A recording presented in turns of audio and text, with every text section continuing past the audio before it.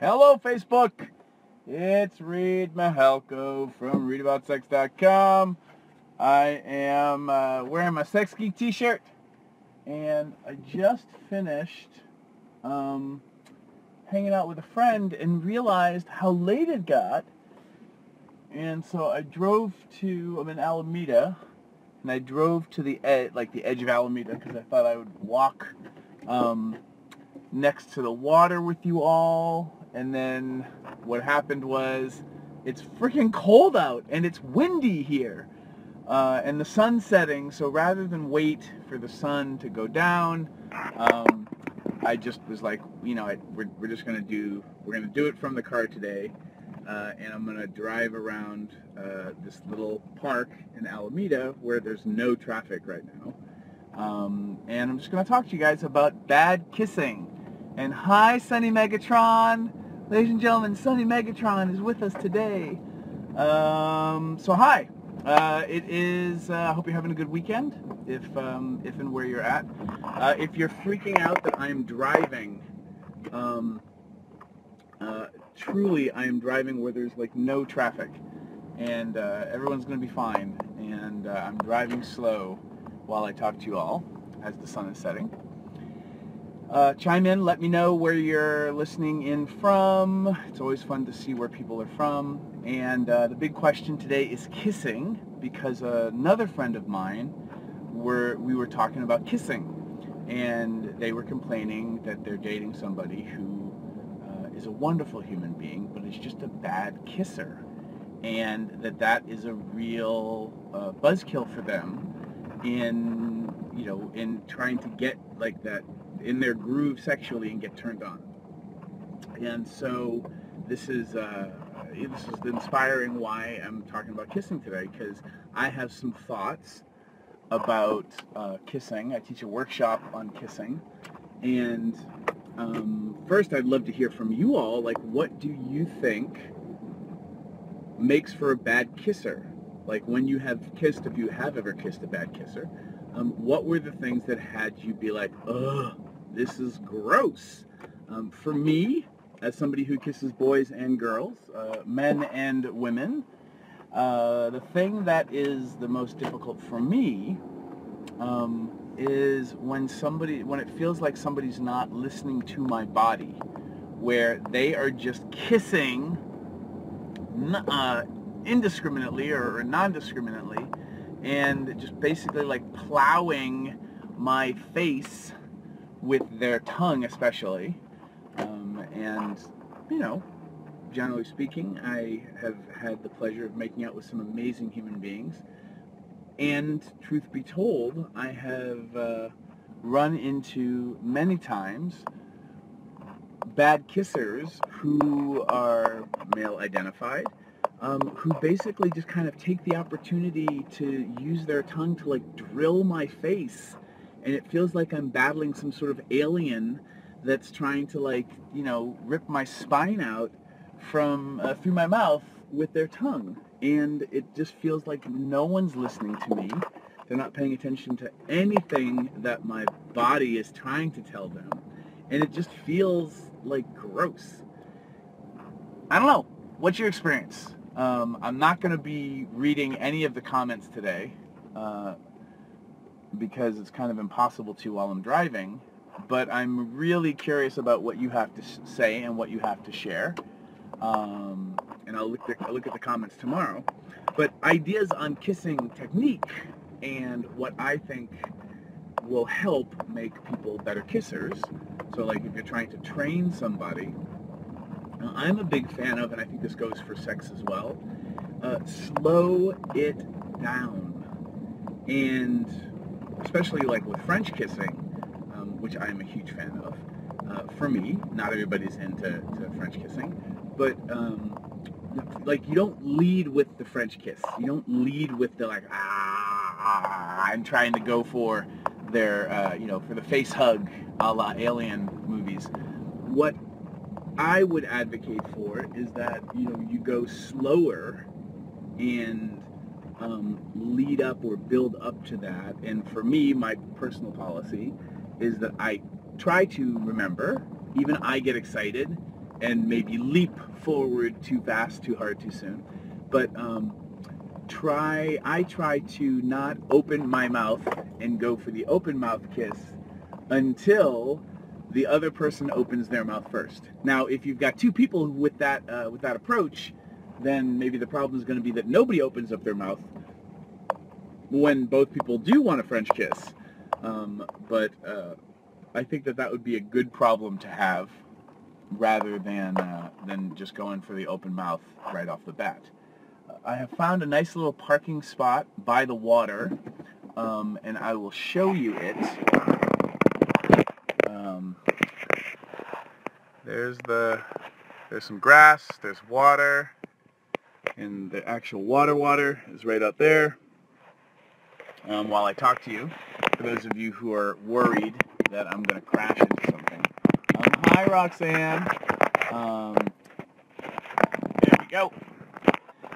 So this idea of going slow, using your mouth and your lips when you're kissing to just kind of feel and start to listen to somebody's body, that has worked really well for me as somebody who has been told that I am pretty good. Yes, I did drive to a makeout spot, I think. I actually have. I'm talking about kissing in what I think is like the makeout spot of Alameda. Wow, what am I trying to tell myself? Kiss myself here. The idea of using your face and your lips to be more like you would use your hands to slowly caress and explore people, and almost the idea of using your lips kind of like if you're dancing with somebody, and rather than like slamming into somebody or wrestling them, using your mouth the way that you would use your fingertips to explore and play with pressure and connection on people's lips.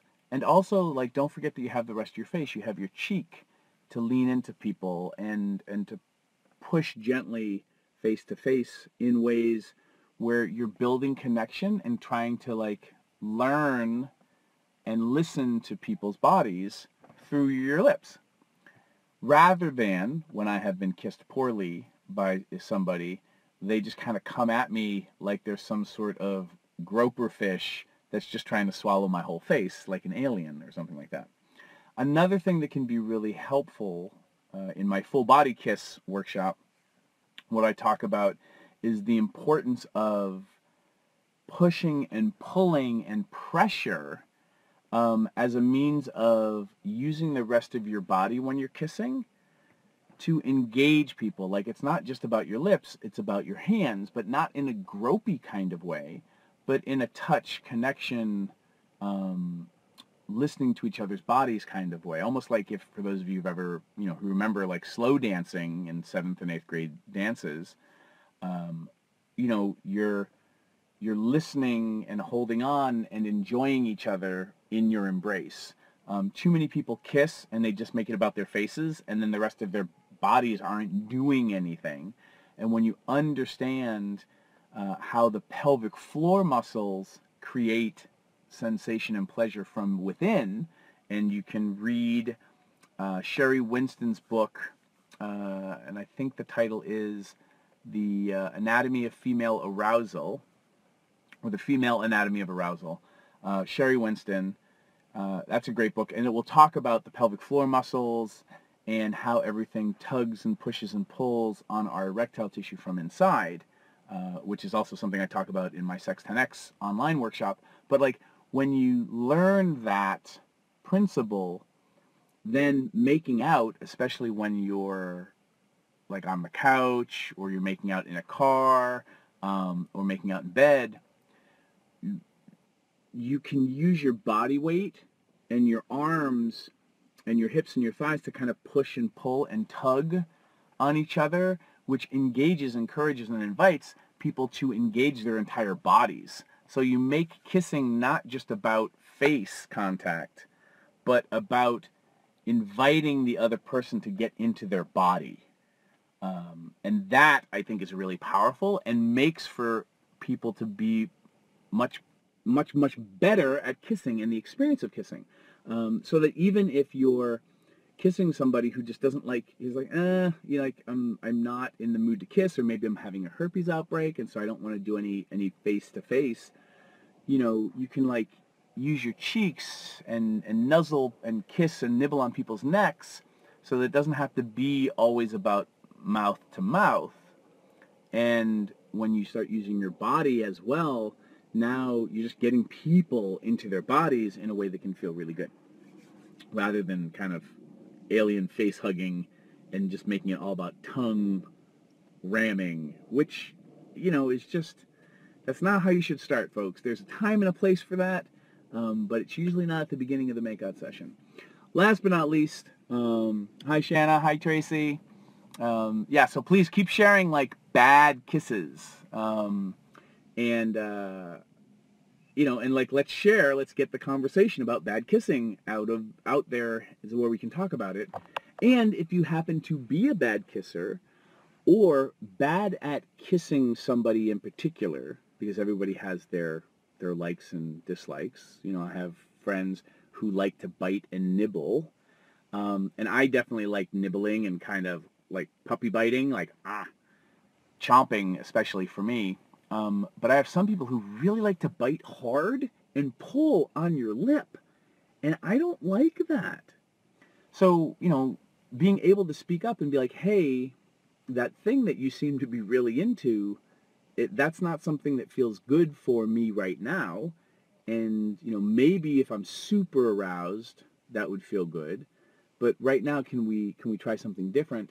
And offer a suggestion for something that you like. Just don't tell somebody they're doing it wrong without offering a suggestion. And a very good friend of mine who's a great educator, Liana Silver, talks about the appreciation sandwich, is what she calls it, where you give somebody a compliment, then make the request or the upgrade or the feedback, and then you give them another compliment. So it's like a sandwich, an appreciation sandwich.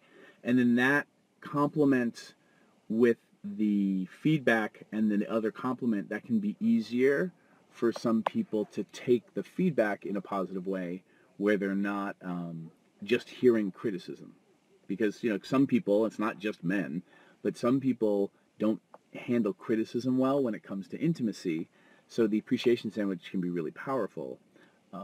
And giving people feedback, I think, should involve, to the extent that you can, giving them information that helps them win. It's not just, oh, you're doing that wrong, but hey, this thing I don't like, but here's how we could adjust it. Can we try this, because I want to see if that works, or I know this works really well. Biting the tip of my nose, not so sexy. Biting the back of my neck, sexy. So, try to offer people information for them to get better at things, not just criticizing them on what they're doing wrong. Put it between two appreciations, and that one can help a lot. Last but not least, the thing I'll want to talk about is this quick exercise before it gets too dark, which is a great exercise for learning how to listen to people's bodies. And it works really well in kissing, but also in like oral sex and sex in general. And it's the idea of, for those of you who've ever heard me talk about listening to your partner's body like it's a wine glass, the idea is that if you've ever tried to make a wine glass sing with your finger, the three things that are basically going on is you're paying attention to speed, or the rate that you're going around the glass. If you're pressing too hard or too soft, so it's rate and then pressure, and then is your finger too wet or it's too dry? Like, what kind of friction does the wine glass need to make for it to start to hum? And what most people are doing, but maybe you're not aware of it because you never really thought about it, is you're changing all three of those things a little bit until you find the sweet spot. It's just enough pressure, just the right speed, just the right amount of wetness to make the glass start to hum.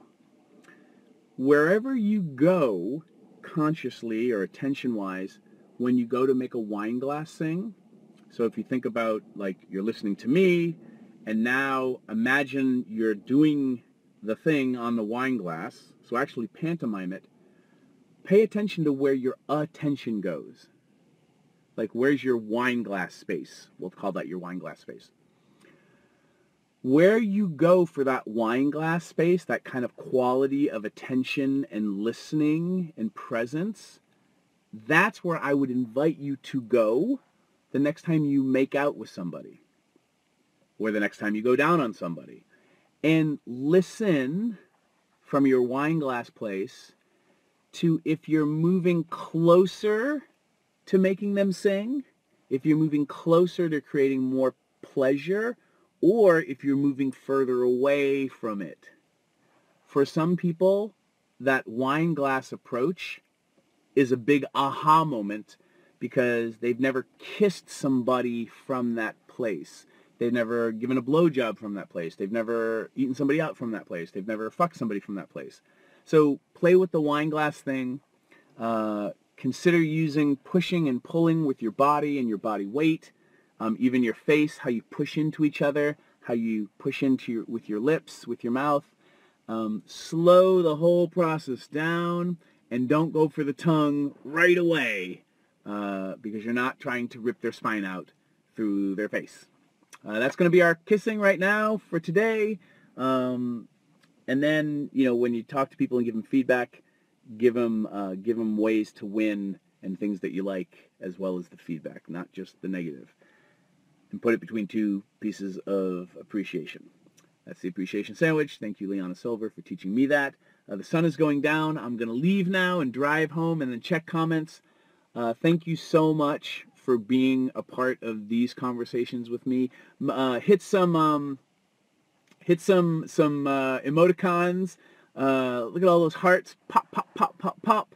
I'll talk to you guys tomorrow. Mwah. Love you all. And we'll see you tomorrow. That's it. Bye, guys. Share this video with somebody. From Makeout Point. Bye.